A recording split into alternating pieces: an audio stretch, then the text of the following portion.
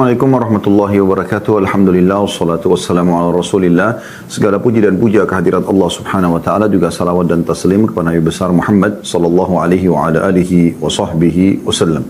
Saya ingatkan kembali hadis terakhir yang kita pelajari, yaitu hadis nomor 18b, berbunyi dari At-Tabarani secara mauquf, artinya sampai sahabat, dengan sanad hasan. Lafadznya, Inna Allah la yadhaku ila rajulaini, rajulun qama fi laylatin baridatin min firashihi wa lihafihi wa ditharihi fatawadda thumma qama ila as-salah fayaqulu Allah azza wa jalla li malaikati ma hamala abdi hadha ala ma sana fayaquluna rabbana raja'a ma indak wa syafaqatan mimma indak fayaqulu fa inni qad a'taituhu ma raja wa ammantuhu mimma yakhaf. Artinya, sungguhnya Allah benar-benar tertawa kepada dua orang. Artinya Allah gembira, dan dengan gembiranya Allah, dengan tertawanya Allah, berarti Allah akan ampuni dosa-dosa mereka. Allah berikan mereka balasan pahala yang besar, ya, melimpah kepada dua orang. Yang pertama adalah seseorang laki-laki yang bangun di malam yang dingin dari tempat tidurnya, selimut dan hambal yang menutupinya, lalu dia berwudu kemudian mendirikan sholat tahajud. Allah Azza wa Jal berfirman kepada para malaikatnya, apa yang mendorong hambaku melakukan apa yang dia lakukan ini? Maka mereka menjawab, wahai Tuhan kami, dia berharap balasan yang ada di sisimu dan takut dari ancamanmu yang ada di sisimu. Artinya berharap masuk surga, berharap diberikan rezeki yang melimpah di dunia, dipenuhi kebutuhannya, dan juga dimaafkan kesalahannya. Maka Allah, dan juga jauhkan dari api neraka. Maka Allah berfirman, sungguhnya aku telah memberinya apa yang diharapkannya dan mengamankannya dari apa yang dia takuti. Kemudian hadis ini dilanjutkan dengan sisa hadisnya, ya. Dan ini tentu berhubungan dengan masalah hadis yang sebelumnya, yaitu golongan yang kedua, seseorang yang berperang di jalan Allah Subhanahu wa taala, kemudian dia menemukan teman-temannya sudah kalah gitu, tapi dia terus berjuang sampai dia terbunuh, mati syahid. Dan ini tidak kita ulangi lagi teman-teman sekalian, karena sudah kita paparkan panjang lebar pada kesempatan yang lalu, dan insya Allah kita akan masuk langsung pada kesempatan ini, hadis nomor 631 dari awal kita belajar, dan 19 dalam bab kita ini. Sanadnya hasan li ghairihi, atau menjadi hasan karena dikuatkan dengan riwayat-riwayat yang lain. Dari Uqbah bin Amir radhiyallahu anhu, dia berkata, aku mendengar Rasulullah sallallahu alaihi wasallam bersabda, ar-rajulu min ummati yaqumu min al-laili yu'aliju nafsahu ila at-tahur wa alaihi uqad فإذا وضأ يديه انحلت عقدة وإذا وضأ وجهه انحلت عقدة وإذا مسح رأسه انحلت عقدة وإذا وضأ رجليه انحلت عقدة ويقول الله عز وجل للذين وراء الحجاب انظروا إلى عبدي هذا يعالج نفسه ويسألني ما سألني عبدي هذا فهو له. Artinya, seorang laki-laki dari umatku, kata Nabi SAW, semoga kita termasuk ini, ya, ini khususkan mereka ini, yang bangun pada malam mendorong dirinya untuk bersuci, lagi ngantuk, lagi dingin, ya, tetap dia paksakan bangun sholat malam. Dia bangun di malam hari untuk bersuci, sementara dirinya dikekang oleh simpul-simpul syaitan yang membuatnya mengantuk, membuatnya ragu, membuatnya istirahatlah sedikit, bisikan-bisikan agar jangan dia ibadah kepada Allah. Jika dia membasuh kedua tangannya pada saat wudu, maka simpul yang diikat di tangannya oleh syaitan terbuka. Jika dia membasuh wajahnya, maka satu simpul lagi di wajahnya itu, simpul di wajahnya terbuka. Jika dia mengusap kepalanya, maka simpul yang ada di kepalanya terbuka. Dan jika dia membasuh kedua kakinya, maka simpul di kakinya juga terbuka. Maka Allah yang Maha Mulia dan Maha Tinggi berfirman kepada para malaikat yang ada di belakang hijab, tidak nampak oleh manusia, lihatlah hambaku ini. Dia mendorong dirinya untuk bersuci dan meminta serta memohon kepadaku. Apa yang diminta oleh hambaku ini, maka hal itu akan dia dapatkan. Hadis ini riwayat Ahmad dan Ibnu Hibban dalam sahihnya, dan lafaz ini adalah lafaz milik daripada Ibnu Hibban. Hadis ini teman-teman kembali lagi mengingatkan kita tentang apa yang kita bahas dari awal bab kita, tentang keutamaan sholat sunnah, dan khususnya di sini di bab kita adalah tentang masalah sholat malam, ya. Kita sudah pelajari 18 nomor urutan, ya, dari awal kita belajar di bab ini, yaitu bab ke-11 anjuran melaksanakan qiyamul lail, ya, dan kita sudah mempelajari lebih daripada 20 hadis, walaupun urutannya sampai 18 karena nomor 1 ada 1A dan 1B, dan juga di nomor 18, maaf, lebih ya, di nomor 6 juga ada 6A dan 6B, kemudian di nomor terakhir 18 kemarin juga ada 18A dan 18B. Artinya ada tambahan 3 buah hadis dari 18 berarti sudah 21 hadis.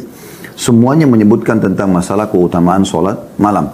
Dan sudah saya bahasakan teman-teman sekalian, solat malam ini bagi orang-orang yang beriman, para penuntut ilmu, ya, apalagi kalau kita bicara para ulama dan aulia, orang-orang yang lebih dekat lagi kepada Allah SWT, sudah bukan lagi saatnya negosiasi tentang solat malam. Bukan lagi saatnya dia bermujahadah, memaksakan diri solat atau tidak. Nah, sudah harusnya dia peduli sekali dengan masalah ini. Dijadikan sebagai program wajib secara dia pribadi untuk mengerjakannya. Karena ini solat sunnah yang paling afdal setelah solat 5 waktu.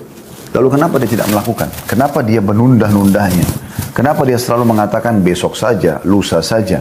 Saya masih capek, saya masih ngantuk. Sampai kapan dia beralasan dan berargumentasi seperti ini?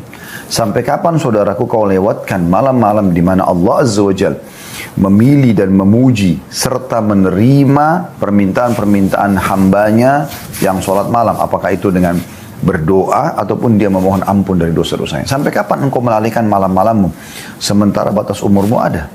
Ya. Ini poin yang harus digarisbawahi benar-benar, tidak boleh sampai luput.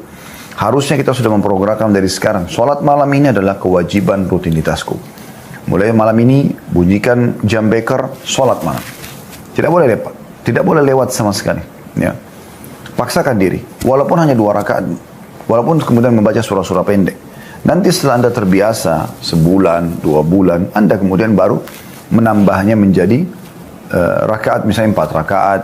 Sudah terbiasa lagi 6 rakaat, sudah terbiasa 8 rakaat, sudah terbiasa diikutkan dengan witir 1 rakaat, nanti terbiasa juga witir 3 rakaat, sehingga Anda setelah itu tinggal istiqomah menjaga 11 rakaat tersebut. Nah ini yang harusnya bukan lagi waktu untuk bernegosiasi, tetapi saatnya untuk melibatkan diri dalam ibadah ini. Karena sholat malam ini punya keutamaan yang luar biasa.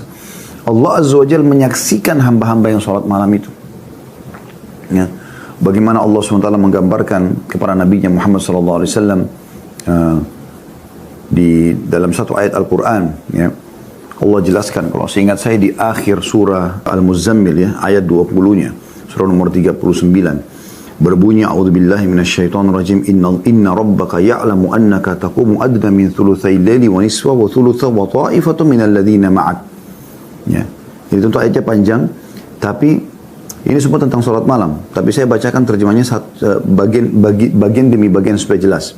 Di potongan bagian ini kata Allah SWT, sungguhnya Tuhanmu, hai Muhammad, mengetahui bahwasanya kamu berdiri atau sholat kurang dari 2/3 malam. Jadi Allah menyaksikan siapa yang sholat malam itu. Termasuk Nabi Muhammad SAW. Atau 1/2 malam. Atau 1/3-nya. Artinya dari awal malam ada yang sholat Allah lihat. Pertengahan malam Allah lihat. Akhir malam pun Allah lihat. Dan demikian pula segolongan dari orang-orang yang bersama kamu. Apakah sholat bersama Nabi SAW atau jadi pengikut Nabi Muhammad SAW. Ya. Jadi ini Allah SWT memastikan masalah itu. Kemudian Allah berfirman lagi. Wallahu yuqaddirul layla wan nahar. Alima an lan tuhsuhu fataba alaikum. Faqra'u ma tayassara minal Qur'an. Alima an sayakunu minkum marda wa akharuna yadribuna fil ardi wa yabtaguna min fadlillahi wa akharuna yuqatiluna fi sabilillah faqra'u ma tayassara min wa aqimus salata wa atuz zakata wa aqridullaha qardan hasana wa ma tuqaddimu li anfusikum min khairin tajiduhu indallahi huwa khairan wa a'zama ajran wastaghfirullaha innallaha ghafurur rahim. Artinya, dan Allah menetapkan ukuran malam dan siang. Artinya semua ada ukurannya. Dan ada ibadah yang diperintahkan dan hanya diterima di siang hari. Ada ibadah juga diperintahkan dan diterima di malam hari. Dan Allah mengetahui bahwa kamu sekali-kali tidak akan menentukan batas-batas waktu itu. Ya. Maka dia memberikan keringanan kepadamu. Artinya bisa saja kita bangun tidak selamanya on time. Tapi kita bisa tinggal Allah SWT mudahkan. Ya, panjang waktunya bisa kita pilih. Dan dia memberikan keringanan kepadamu. Karena itu bacalah Al-Quran yang mudah bagimu. Atau bacalah yang mudah bagimu dari Al-Quran. Dia Allah mengetahui bahwa akan ada di antara kamu orang-orang yang sakit dan orang-orang yang berjalan di muka bumi mencari sebagian karunia Allah. Dan orang-orang lain ada yang berperang juga dengan Allah. Dan maka bacalah apa yang mudah bagimu dari Al-Quran dan dirikanlah solat, tunaikanlah zakat dan berikanlah pinjaman kepada Allah, pinjaman yang baik. Maksudnya mengutangkan orang atau bersedekah. Dan kebaikan apa saja yang kamu perbuat untuk dirimu, niscaya kamu memperoleh balasannya di sisi Allah sebagai balasan yang paling baik dan paling besar pahalanya. Dan mohonlah ampunan kepada Allah, sungguhnya Allah Maha Pengampun lagi Maha Penyayang. Jadi di malam hari itu teman-teman, yang ingin saya titik beratkan dari ayat ini, ayat 20 dari surah Al-Muzammil, bagaimana Allah melihat orang itu. Bagaimana bisa anda nyenyak tidur di atas ranjang sementara Allah sedang melihat hamba-hambanya, di mana orang-orang saleh mereka bersaing menyampaikan hajat-hajatnya kepada Allah. Mereka terus bermunajat agar diampuni dosa-dosanya. Bangun wahai saudaraku, dan cukuplah kelalaian sekian tahun anda lalaikan. Ya, cukup. Kita semua pernah lalai, tapi jangan lalai terus menerus. Kembali kepada Allah Subhanahu Wa Taala. Dirikan sholat malam itu. Ya, puasalah. Ya. Bacalah Al-Quran, berzikirlah. Sudah saatnya berubah menjadi orang lebih baik. Ya, kalau anda ikutin tema kami, kiat-kiat hijrah ya, biasanya kita bahas di hari Selasa. Dan alhamdulillah sudah akan selesai, tinggal satu kali pertemuan lagi. Dari kemaksiatan kepada ketaatan, bagaimana seseorang itu memang harus memaksakan diri ke sana, dan memang di tangan dia perubahan itu, bukan di tangan orang lain. Banyak orang mengatakan iya ya, kalau dia dengar temannya misalnya pas menceritakan tentang sholat malam, dia mengatakan iya saya juga pengen ya. Terus kapan? Harapannya apa? Harapannya ada tangan dari langit tanda kutip turun kemudian memaksa dia sholat malam? Tidak mungkin. Allah sudah turunkan kitabnya. Allah sudah utus Rasulnya Muhammad SAW menyampaikan hadis-hadisnya. Maka tinggal bagaimana orang itu ngah. Karena Allah maha lembut. Allah bukan memaksa hamba-hambanya. Tapi Allah memberikan akal mereka, hati nurani mereka, supaya mereka tersentuh. Memberikan akal sehat mereka dan hati nurani mereka, supaya mereka sentuh untuk mengerjakan ketaatan kepada Allah SWT. Ya. Jadi sadarlah saudaraku. Kami pun sekarang cuma bisa menyampaikan seperti ini. Putusan di tangan anda. Tapi pertanyaannya sederhana. Sampai kapan anda tidak mau sholat malam? Sampai kapan anda tidak mau baca Al-Quran? Sampai kapan anda tidak mau berzikir? Sampai kapan anda tidak mau taubat? Sampai kapan anda tidak mau bakti sama orang tua? Sampai kapan anda tidak mau hafal Quran? Sampai kapan anda tidak mau menuntut ilmu? Sampai kapan semuanya ini? Pertanyaan yang butuh jawaban dari diri anda sendiri. Dan Allah Subhanahu Wa Taala sudah memastikan dalam Al-Quran, A'udzubillahi minasyaitonirrajim, Innallaha la yughayyiru ma biqaumin hatta yughayyiru ma bi anfusihim. Allah tidak akan pernah mengganti nasib seseorang sampai dia mengubah nasibnya sendiri. Jadi dia harus mengubahnya. Jangan sampai berharap orang lain yang bisa mengubah keadaan kita. Tapi kita sendiri yang memulainya. Terlalu banyak keutamaan yang luar biasa. Coba kita renungi hadis ini. Ternyata teman-teman, Allah Subhanahu Wa Taala melalui lisan Nabi Muhammad SAW telah memberikan bocoran kepada kita. Kalau orang tidur di malam hari akan diikat oleh syaitan. Ikatan ini teman-teman, ya, tujuannya agar anda malas untuk bangun sholat malam. Bayangkan saking tingginya derajat sholat malam itu, walaupun dia sunnah, sholat sunnah, sampai-sampai syaitan khusus mengikat orang supaya dia tidak ikut sholat malam, supaya dia tidak bangun pada malam hari itu. Itu kerugian bagi dia. Dan sudah diberikan bocorannya, ikatan itu akan terlepas. Bagaimana caranya? Perhatikan, paksakan diri. Ya. Di sini dikatakan seorang laki-laki dari umatku bangun malam mendorong dirinya. Bagaimana mendorong dirinya? Orang semua bangun tidur ngantuk. Umumnya begitu. Masih lemas. Ya. Maka dia dorong dirinya, dia paksakan diri. Kemudian untuk melepas semua ikatan-ikatan syaitan, dia wudhu.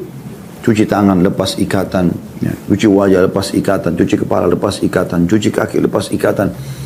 Kemudian kalau dia sholat, ya, maka juga lepas ikatan seluruhnya.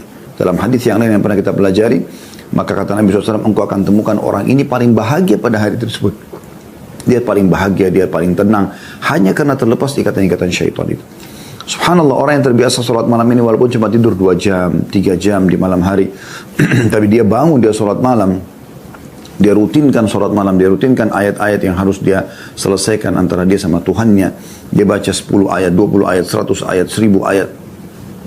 Maka ini teman-teman sekalian, ya, akan membuat walaupun 2-3 jam di pagi hari Anda akan lihat muka mereka bercahaya, segar. Nggak ada sesuatu yang jadi beban bagi mereka. Bukan karena kurang tidur kemudian mereka sakit. Enggak. Karena Allah SWT menyebutkan tentang ciri mereka, kanu qalila minal laili ma yahja'un. Mereka sedikit sekali tidur di malam hari. Memang begitu ciri. Jadi bukan banyak tidur di malam hari orang-orang beriman itu. Justru dia sedikit tidurnya. Ya. Ini poin yang mesti digarisbawahi teman-teman sekalian. Jadi pelajaran pertama dari hadis adalah anjuran untuk sholat malam. Dan penekanannya di sini harus memaksakan diri. Karena perhatikan jelas ya hadisnya, dia mendorong dirinya, dia memaksakan itu. Kemudian yang kedua, bagaimana memang syaitan mengikat manusia dengan ikatan-ikatan dan tidak ada yang bisa melepaskan ikatan itu kecuali apa yang sudah Allah SWT ajarkan, yaitu bagaimana dia ya, wudu, ya, dalam riwayat lain sholat, dalam riwayat lain dia sholat, gitu kan. Nah. Kemudian yang ketiga, bagaimana Allah Subhanahu Wa Taala menjanjikan orang yang bangun sholat malam mustajab doa. Di potongan akhir hadis, ya, pada saat Allah mengatakan kepada para malaikatnya yang ada di sekeliling Allah Subhanahu Wa Taala, "Unzuru ila abdi hadza yu'aliju nafsahu wa yas'aluni." Perhatikan hambaku ini. Dia mendorong dirinya, memaksa dirinya untuk beribadah dan memohon kepadaku. Apa lalu hadiahnya dari Allah? Ya. Ma sa'alani abdi hadza fahuwa lahu. Apa saja yang dia minta, hambaku ini saya kasih. Luar biasa. Setiap malam Anda punya peluang ini. Dijamin Allah langsung yang merespon, ya, bahwasanya apa yang dia minta saya kasih. Dan ini terus, hadis ini akan turun-temurun dibacakan dari seorang guru kepada muridnya, terus saja sampai menjelang hari kiamat. Tidak akan pernah hilang hadis Nabi SAW ini. Terbukti sudah 1400 tahun yang lalu, masih sampai kepada kita. Dan kita masih dengarkan pada kesempatan ini. Al-Mundhiri pun rahimahullah, penulis buku ini sudah lama meninggal. Kita masih pelajari hadisnya. Dan akan terus begitu teman-teman. Bukan cuma di Indonesia, di seluruh dunia, para da'i-da'i yang membaca buku ini akan menyampaikan hadis ini tentunya. Jadi ini luar biasa. Peluang setiap malam hajat Anda bisa Anda sampaikan. Kalau ada yang mengatakan, Ustaz, saya sudah sholat malam, saya sudah sampaikan hajat saya, tapi saya belum lihat hasilnya. Hati-hati teman-teman sekalian. Allah tidak mungkin ya tanda kutip sini ya mengingkari janjinya. Karena Allah memang mengatakan, Inna Allah la yukhliful mi'ad. Allah tidak akan pungkiri janjinya. Tapi ada hadis Nabi SAW cukup banyak memberikan jawaban kepada kita tentang permasalahan ini. Yang pertama adalah kata Nabi SAW, kalau Allah mendengar doa yang indah dari seorang hamba, Allah menerlambatkan jawabannya. Loh, kenapa diterlambatkan? Yang tadinya harus didapatkan hari ini ditunda, lusa, ya mungkin 3 hari, 5 hari, 10 hari lagi ke depan. Karena Allah ya agar hamba tersebut tetap dalam pahalanya atau dalam doanya. Jadi kalau hari kiamat nanti kita lihat, oh ternyata dulu tuh saya minta menikah sama fulan, Allah belum kasih pada tahun itu, Allah kasih tahun depannya. Oh ternyata pada saat saya sakit, Allah tidak sembuhkan tahun itu tapi tahun depannya. Oh ternyata saya minta usaha, modal usaha sama Allah, minta rezeki, Allah belum kasih tahun itu tapi Allah kasih tahun depan. Oh hikmahnya supaya dalam 1 tahun saya terus berdoa. Dan tahun depan juga saya dikasih. Saya dapat urusan saya itu dan saya bisa menikmati pernikahan saya bisa menikmati usaha saya bisa sembuh dari penyakit saya, tapi juga ada plus pahala 1 tahun berdoa. Itu jawabannya pertama. Juga hadis yang kedua, kata Nabi SAW, tidak ada seorang mukmin yang berdoa kepada Allah kecuali Allah diijabah. Ini perkataan as-sadiqul masduq, orang yang paling terpercaya, ya, orang yang paling jujur Nabi Muhammad SAW. Beliau mengatakan pasti diijabah hanya melalui 3 tahapan. Bisa diberikan langsung pada saat itu. Ini umum, dia sakit, lalu dia minta sembuh, Allah sembuhkan. Dia minta rezeki, Allah mudahkan. Dia minta jodoh, Allah mudahkan. Atau Allah hilangkan keburukan yang akan menimpa dia. Nah ini yang kita tidak tahu ini. Keburukan apa yang tertakdirkan buat kita gitu.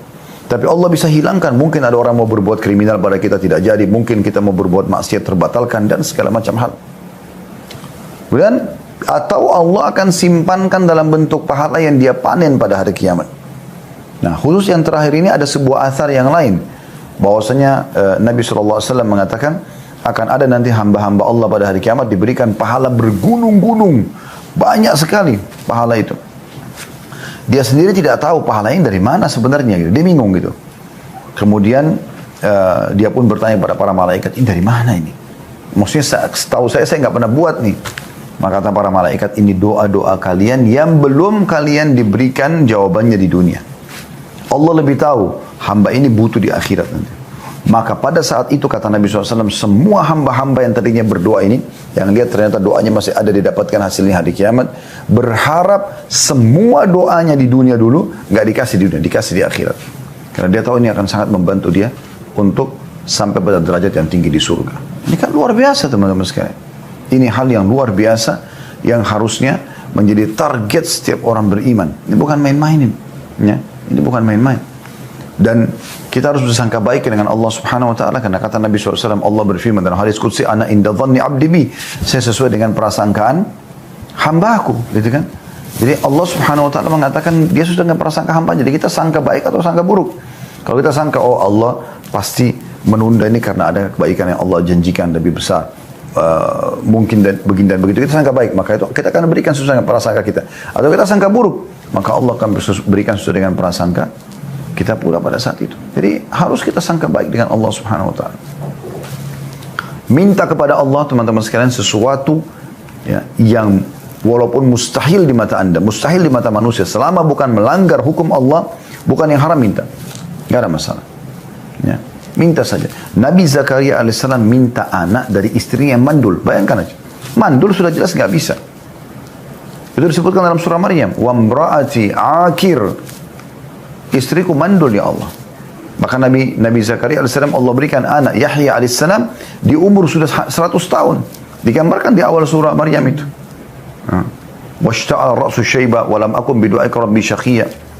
Rambutku semua sudah putih, badannya sudah lemah, tapi saya tidak mau putus asa ya Allah. Selama bukan melanggar sunnatullah, Anda tidak minta ya Allah hilangkan siang. Tidak mungkin, itu sunnatullah sistem. Anda tidak suka sama lawan jenis Anda mengatakan ya Allah hilangkan laki-laki, hilangkan perempuan. Tidak mungkin, Allah ciptakan memang min dzakarin wa untha. Allah katakan inna khalaqnakum min dzakarin wa untha, kami ciptakan kalian dari laki-laki dan perempuan. Tidak mungkin ubah itu sistem. Tapi selama bukan sistem yang diubah, Anda bisa minta kepada Allah SWT, bukan mustahil. Dengan hikmah Allah Subhanahu wa taala, Allah bisa berikan. Ya. Dan itu semua teman-teman, Anda bisa mendapatkannya di setiap malam peluang itu. Baik teman-teman sekalian, kita lanjutkan hadis selanjutnya tentang keutamaan dan anjuran sholat malam, yaitu hadis nomor 632 dari awal kita belajar, dan urutan 20 dalam bab kita ini, bab ke-11 anjuran sholat malam. Dengan sanad sahih dari Abdullah bin Qais radhiyallahu anhu, dia berkata, Aisyah radhiyallahu anha berkata, la tada' qiyamul lail fa inna Rasulullah sallallahu alaihi wasallam kana la yada'uhu wa kana idza marida aw kasila shalla qa'idan. Jangan tinggalkan qiyamul lail. Ini kata Aisyah Ummul Mukminin radhiyallahu anha. Dia nasihatin Abdullah bin Qais. Karena Rasulullah SAW tidak pernah meninggalkannya. Jika beliau sakit atau betul-betul lagi jenuh, ya, maka beliau tetap sholat walaupun dalam kondisi duduk. Hadis ini riwayat Abu Daud dan Ibnu Khuzaimah dalam Sahihnya. Ya. Hadis ini ya, ada sebuah informasi penting dari istri yang mulia, Aisyah radhiyallahu anha, istri Nabi sallallahu alaihi wasallam, ya, bagaimana beliau menggambarkan tentang suaminya yang memang panutan umat ini mengerjakan sholat malam, dan bagaimana Nabi SAW tidak pernah meninggalkan sholat malam ini bagaimanapun keadaannya, sampai pada tingkat sakit pun tetap sholat walaupun itu harus duduk, walaupun sholatnya juga harus diringankan. Nah, ini menandakan ada motivasi yang sangat besar kenapa Nabi SAW menjaganya. Di beberapa riwayat yang sebelumnya yang kita pelajari juga bagaimana Nabi SAW sholat malam disampaikan juga oleh Aisyah radhiyallahu anha sampai kaki beliau bengkak. Ada riwayat lain, ya, telapak kaki dan betis beliau bengkak.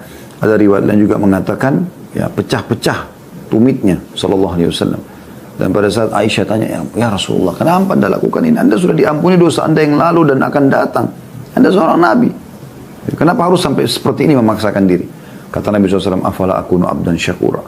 Apakah tidak bisa aku menjadi seorang hamba yang bersyukur? Dan memang teman-teman kalau kita renungi ini, terlalu banyak nikmat Allah Subhanahu wa taala yang meningkat kepada kita, menimpah kepada kita. Bagi Anda yang masih Allah berikan kesehatan, mata kita, Masya Allah masih bisa melihat, semoga Allah jaga sampai kita meninggal normal baik. Telinga kita masih bisa mendengar, hidung kita masih bisa menghirup dan membedakan mana bau wangi, bau busuk, masih bisa bernafas. Lidah kita bisa membedakan mana asin, mana manis. Ya, bibir kita masih bisa berfungsi, gigi masih bisa berfungsi, seluruh kulit, tulang-tulang, anggota tubuh, kemaluan kita masih berfungsi. Ini nikmat yang melimpah yang luar biasa. Wahai yang sudah menikah, sekali saja interaksi biologis Anda, sebuah nikmat yang tidak terhingga. Sudah berapa tahun Anda lakukan perbuatan tersebut? Sekali saja saudaraku kita bisa makan yang enak, dan kita terus bisa makan setiap harinya. Itu nikmat yang tidak terhingga. Haus kita setiap hari kita rasakan haus, bisa hilang. Yang karena rutinnya kita lakukan dan mudahnya kita dapatkan air sampai kita menganggap itu seperti bukan nikmat. Padahal sebuah nikmat yang luar biasa gitu. Ya.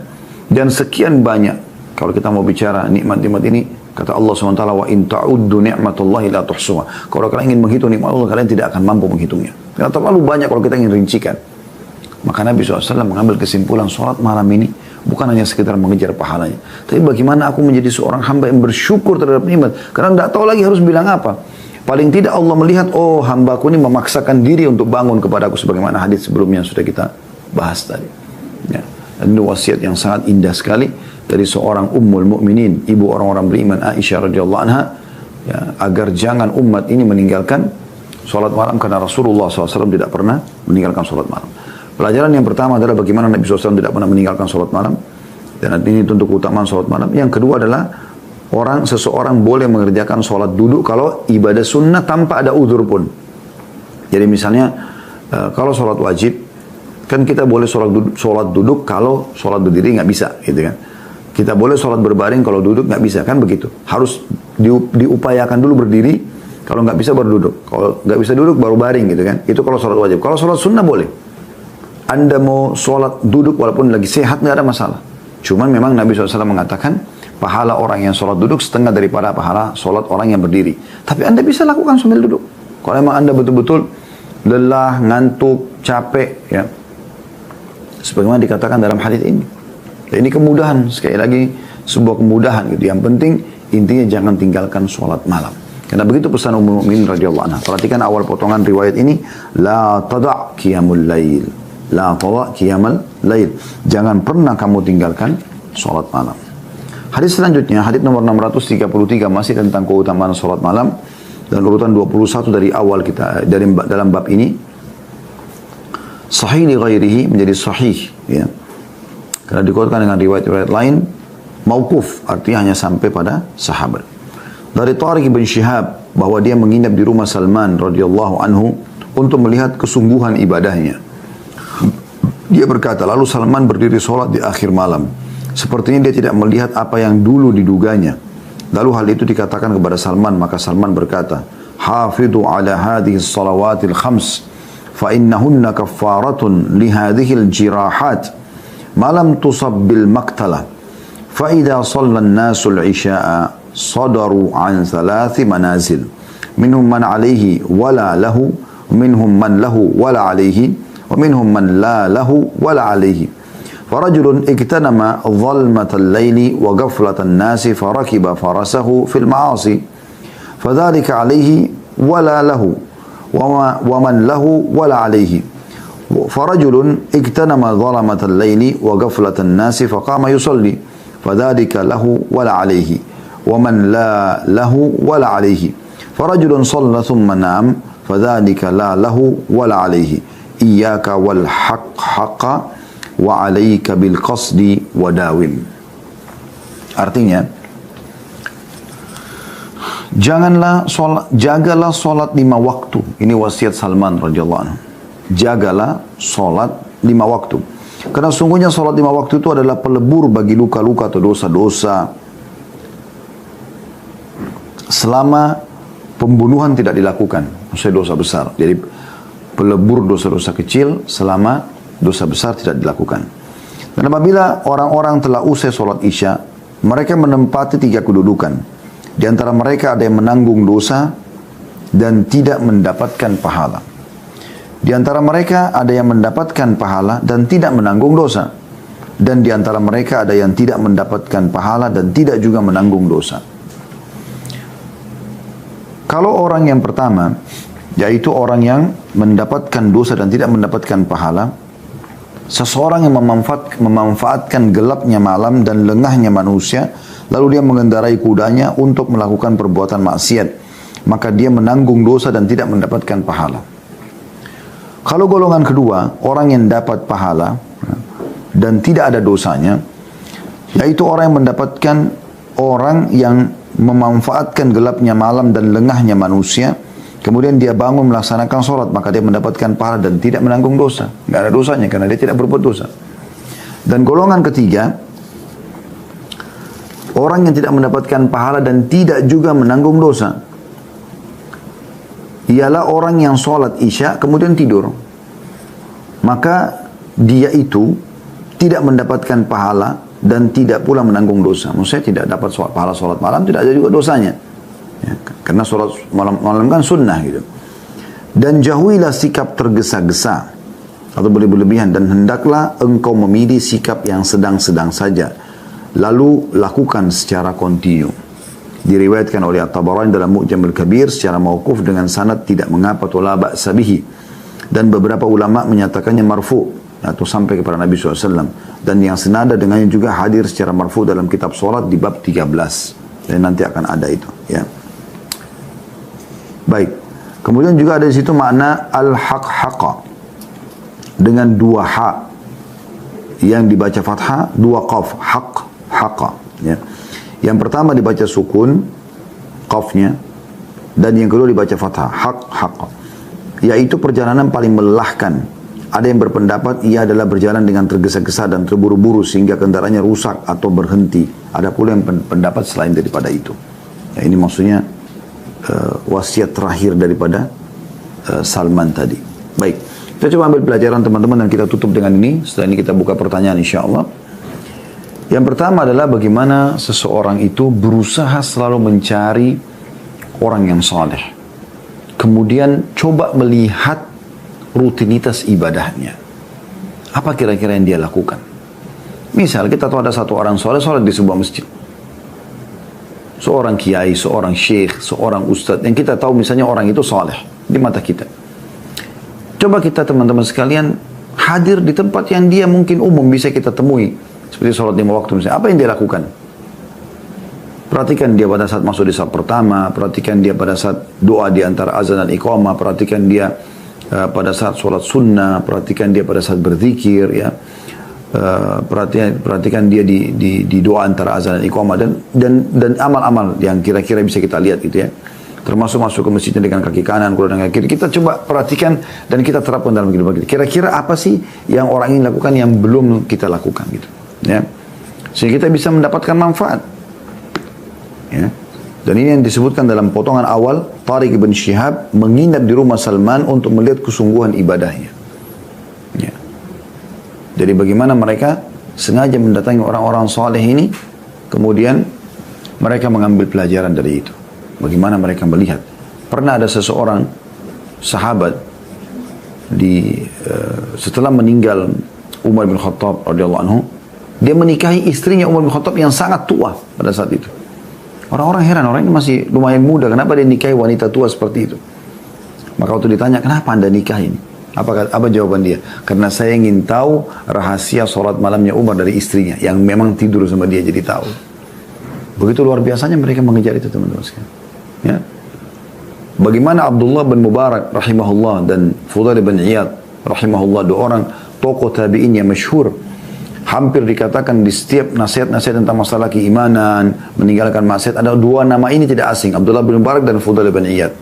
Semoga Allah satukan kita bersama mereka di surga firdausnya. Allahumma amin. Ini orang-orang saleh yang luar biasa gitu. Tiap hari dua orang ini teman-teman sholat subuh ketemu di satu masjid, sepakat nih. Di Irak pada saat itu ya. Kemudian duhur, asar, maghrib mereka pisah masjid. Isya mereka janjian ketemu di satu masjid lagi. Apa yang mereka lakukan? Khusus di sholat duhur, asar, maghrib, 3 sholat ini, mereka mencari di masjid siapa kira-kira yang lebih baik ibadahnya daripada mereka. Jadi misalnya di sana ada orang sholat sunnah lama sujudnya, dia datang. Tadi kenapa sujudnya lama? Apa yang sedang anda lakukan? Apa yang memotivasi anda? Doa apa yang anda baca gitu? Kalau orang itu ajarkan, mungkin ada orang lama berzikir, lama baca Quran, didatangi, kenapa? Anda apa yang motivasi anda seperti ini? Begitu, terus saja mereka melakukan itu. Di Isya nanti mereka ketemu, lalu kemudian mereka saling menceritakan kisah, gitu kan? Mereka sambil menyampaikan kisah, ini loh, tadi saya duhur ketemu ini, asar ketemu ini, supaya mereka menambah keimanan. Itu luar biasa mencari orang yang lebih saleh. Ini salah satu tradisi mereka zaman dulu itu, kaum salafus saleh. Sampai satu waktu Abdullah bin Mubarak ini rahimahullah pergi ke Mekah. Dia bilang pada saat saya ingin pergi ke Mekah, Fudail bin Iyad kebetulan lagi ada di Irak gitu kan, sahabatnya tidak ikut bersama dia. Dia bilang saya masuk ke Masjid Haram, pas mau tawaf, mau mulai umrah, rupanya ada informasi sampai kalau Imam Haram sedang mengajak sholat istisqa. Imam Haram sedang mengajak sholat istisqa, minta turun hujan. Karena waktu itu muka ditimpa peceklik yang luar biasa, panas. Sampai dikatakan dalam beberapa buku, ya referensi, kalau di saat itu sedang sumur Zam-Zam pun hampir kering. Saking panasnya gitu. Makanya Imam Haram memanggil masyarakat Mekah kumpul untuk mereka sholat istisqa bersama-sama. Itu masyarakat Mekah belum sebanyak sekarang gitu. Maka akhirnya mereka pun kumpul. Nah, mulai Abdullah bin Mubarak ikut sholat. Seperti biasa, orang sholat, kemudian khutbah disampaikan, mengajak orang supaya taubat kepada Allah Subhanahu Wa Taala. Biasanya hujan turun setelah itu, ya. Tentu ada tata cara sendiri sholat istisqa, saya tidak jelaskan, ini bukan saatnya. Tapi yang jelas pada saat itu Abdullah bin Mubarak mengatakan, ada satu hal yang unik. Kami sudah sholat, kami sudah berdoa, imamnya sudah mengingatkan sampai menangis. Tapi belum ada tanda-tanda langit ini gelap. Dia bilang tiba-tiba mata saya tertuju ke salah satu pintu Masjid Haram Mekah. Di sana saya temukan ada satu orang berkulit hitam, bajunya biasa, sedang masuk menuju ke Ka'bah. Jadi Ka'bah kita tahu kotak, orang lagi sholat istisqa di sekitar titik tertentu. Orang ini cari titik untuk sholat yang tidak bergabung sama orang-orang. Abdullah bin Mubarak melihat itu. Lalu orang itu sholat, Abdullah bin Mubarak pergi ke situ, ya, mendekati dari belakang, melihat orang ini. Apa kata Abdullah bin Mubarak dalam kisahnya? Saya belum pernah melihat sholat seindah itu. Jangan anda tanyakan bagaimana indahnya sholat orang tersebut. Abdullah bin Mubarak ini ahli ibadah. Kalau sholat luar biasa terkenal kesolehannya dan khusyuknya. Tapi dia memuji orang ini. Berkulit hitam, bajunya lusuh. Nggak dikenal oleh orang-orang. Dia tidak ikut sholat istisqa. Tapi yang unik teman-teman, selesai salam 2 rakaat di depan Ka'bah, dia mengatakan apa? Ya Allah, ya, kabulkanlah apa yang mereka inginkan. Minta diturunkan hujan. Kata Abdullah bin Mubarak, uniknya tiba-tiba mendung, turun hujan deras. Pada saat itu orang ini subhanallah, orang-orang di sekitar sana, sisi yang masjid tadi yang sholat istisqa, mengira hujan turun karena sholat mereka. Mereka bergembira, alhamdulillah, mereka bersyukur. Kata Abdullah bin Mubarak, tapi saya yakin bukan karena itu, tapi karena orang ini. Ada sesuatu dengan orang ini. Karena tadi kami berdoa tidak turun hujan. Ini kok orang ini sholat, dia ucapkan kalimat tersebut, tiba-tiba turun hujan. Dan orang ini subhanallah, tidak, setelah lihat turun hujan, dia tutup doanya dan langsung keluar dari masjid. Tidak ngomong, tidak apa, tidak mengatakan, saya berdoa. Nggak ada, sama sekali. Dia pergi. Abdullah bin Mubarak penasaran, dikejar orang ini. Karena memang dia tiap hari selalu cari siapa orang yang lebih soleh dari dia. Allah pertemukan dengan hamba-hambanya yang seperti ini. Dikejar sama dia, lorong demi lorong Mekah, dilewatin sama orang tersebut, diikutin sampai dia tiba di satu rumah, di tengah-tengah pemukiman masyarakat Mekah. Ada satu rumah, di depan pintu itu ada orang berkulit hitam, badannya besar. Dan orang ini juga berkulit hitam, jadi seperti budak gitu ya. Di zaman dulu biasanya orang kulit hitam ini dianggap seperti budak. Mohon maaf saya bahasakan ini karena keadaan zaman dulu ya. Maka dia masuk ke rumah orang itu. Dia salam, kemudian dia masuk ke rumah itu. Abdullah bin Mubarak tanya, yang di depan pintu yang badannya besar ini, Assalamualaikum warahmatullahi wabarakatuh. Dia jawab, Waalaikumsalam warahmatullahi wabarakatuh. Dia bilang, ini rumah siapa? Kata Abdullah bin Mubarak. Kata orang depan pintu, rumah saya. Kata Abdullah bin Mubarak, boleh saya bertanya? Dia bilang, iya. Tadi yang masuk itu siapa? Kata yang punya rumah, itu salah satu budak saya. Budak itu teman-teman di zaman dulu bisa diperjualbelikan. Dia milik tuannya. Maka Abdullah bin Mubarak tanpa penasaran, seorang budak satu kali berdoa, sholat 2 rakaat diijabah. Itu luar biasa. Kalau yang Mubarak bisa saya tanya lagi, kata tuan rumahnya, silakan. Bagaimana ibadahnya orang ini? Kata tuannya, atau bagaimana orang ini? Kata majikannya, jangan anda tanya orang ini. Orang ini luar biasa. Gak pernah berkeluh kesah. Di pagi sampai menjelang maghrib memberikan hak saya. Di malam hari, gak pernah ketinggalan sholat malam. Selalu memberikan hak Tuhannya. Dan yang luar biasa kata majikannya, kalau saya memberikan gaji dia 2 dirham, 10.000 rupiah kurang lebih. Ini nilai perumpamaan, karena kecil sekali pada saat itu. 2 dirham. Dia masih memberikan orang miskin 1 dirham dan 1 dirham dipakai untuk dia. Setengah harta dia keluarkan untuk dia, untuk Allah. Padahal dia susah ini, seorang budak. Kata Abdullah bin Mubarak, pantas sekali. Kata yang punya rumah, apa yang pantas? Dia bilang tidak. Saya mau tanya, boleh nggak saya beli budak itu? Apa kata yang punya rumah? Maaf, saya nggak jual. Orang ini banyak berkahnya. Lalu dia bilang, saya Abdullah bin Mubarak dari Irak. Abdullah bin Mubarak ini namanya sangat masyhur, seorang ulama masyhur di kalangan tabi'in. Nggak ada yang nggak kenal dia gitu. Maka orang ini bilang, apakah anda Abdullah bin Mubarak yang dari Irak? Dia mengatakan iya. Kata majikan, kalau gitu saya jual. Nah, orang soleh ulama dijual. Abdullah bin Mubarak ini tidak mau apa-apa, sudah beli majikan budak tersebut, dia ingin bawa ke Irak maksudnya. Ingin sampaikan ke sahabatnya Fudail bin Iyad, nih ada orang nih, kamu sama saya nggak ada apa-apanya. Sholat 2 rakaat berdoa langsung dijabah sama Allah nih. Turun hujan untuk Mekah seluruhnya. Kota suci ini luar biasa. Abdullah bin Mubarak sendiri ikut juga berdoa, belum diterima sama Allah SWT. Ini luar biasa orang ini, siapa orang ini gitu. Di tengah jalan, Abdullah bin Mubarak tidak banyak bicara gitu. Dia niatnya nanti sudah di Irak baru dia berbicara sama orang dan dibebaskan dari keterbudakan tentunya. Subhanallah, budak ini bilang di tengah jalan, wahai Tuan, kita mau kemana? Abdullah bin Mubarak mengatakan, mulai sekarang jangan kau panggil saya Tuan, tapi kau Tuan saya. Kata budak tersebut, kenapa anda bilang itu? Abdullah bin Mubarak ceritakan, kau tahu kenapa saya beli kamu? Dia bilang tidak, karena saya lihat tadi, kamu masuk ke Masjid Haram, kamu berdoa. Dan saya yakin, doamu yang diijabah sama Allah. Bukan, karena saya ikut sholat, tidak diterima, tidak turun hujan. Begitu kau berdoa langsung diterima. Kata budak tersebut, apakah anda menyaksikan itu Tuan? Dia bilang iya. Kata budaknya apa deh? Kata budak ini kepada Abdullah bin Mubarak yang sekarang majikannya, boleh nggak izinkan saya sholat 2 rakaat? Kata Mubarak, silakan. Kata Abdullah bin Mubarak, silahkan.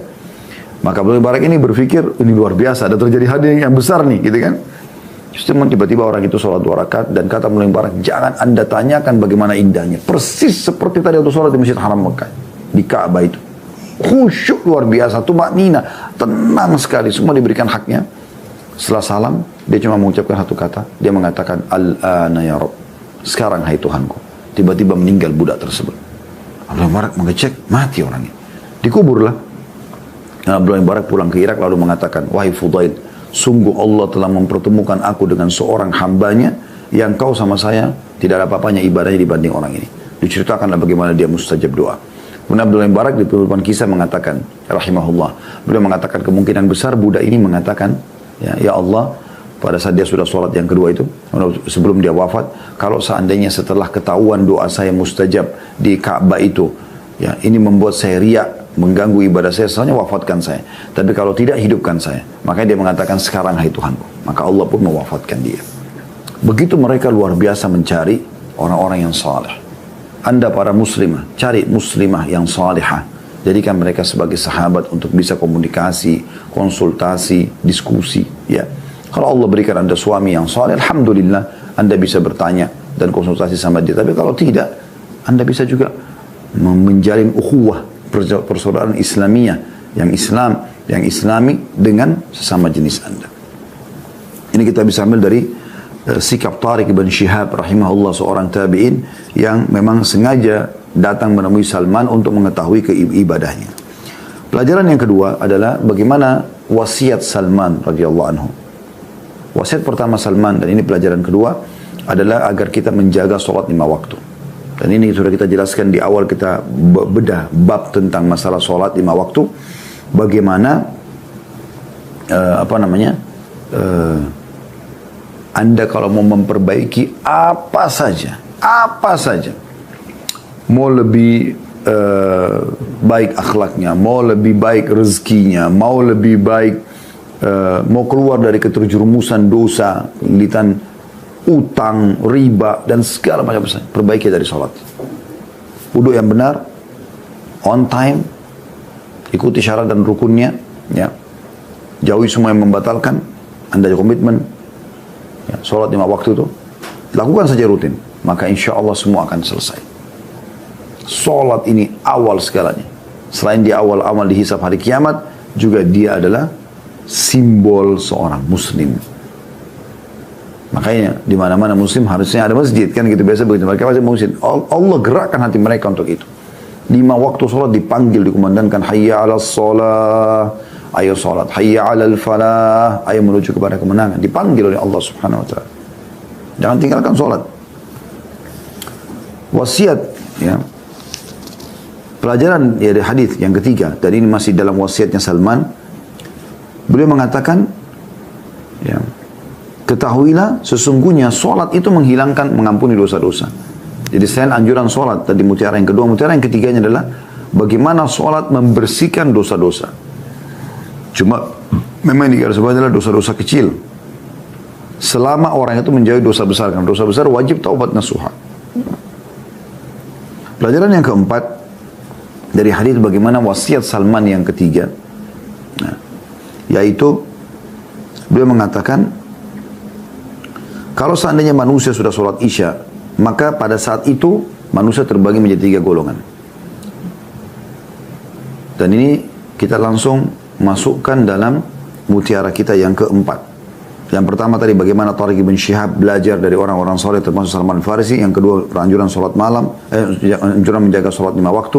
Yang ketiga ternyata sholat 5 waktu itu bisa membersihkan dosa-dosa kecil selama dosa besar jauh. Yang keempat adalah tentang pembagian manusia menjadi 3 golongan.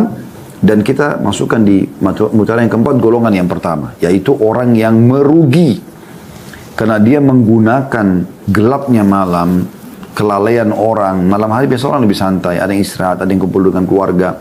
Orang lebih santai biasanya. Itu dengan bermaksiat. Kalau di sini dalam hadis dia memicu kudanya untuk pergi ke maksiat, berzina dan yang lainnya. Tapi di sini mungkin zaman kita sekarang ada mobil, ada kereta api, ada pesawat dan seterusnya.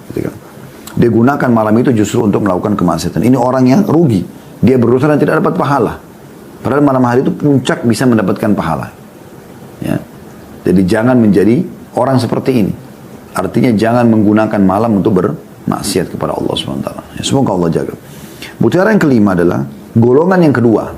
Yaitu orang yang mendapatkan pahala dan tidak dapat dosa. Yaitu orang yang sholat menggunakan malam, gelapnya malam dan kelalaian manusia dengan sholat malam. Sholat malam. Anda tidak bisa bangun di sepertiga malam, jam 3, jam 4. Agak susah. Jam 2, Anda sholat. Bangun jam 11 malam, sudah boleh, di awal malam boleh sholat. Ya. Jam 11, jam 12, Anda sholat setengah jam. Habis itu istirahat lagi. Dan mutiara yang terakhir, yang keenam adalah golongan yang ketiga, orang yang tidak dapat pahala, tidak juga dapat dosa. Yaitu orang yang habis sholat isya tidur sampai subuh, baru bangun sholat. Makanya tidak ada dosanya, tidurnya kan mubah. Tidak juga berdosa karena tidak ada pahala yang tadi karena dia tidur mubah, dan juga tidak berdosa karena sholat tahajud itu adalah sholat sunnah. Sholat sunnah, jadi dia tidak berdosa dengan itu tentunya. Allahu a'lam.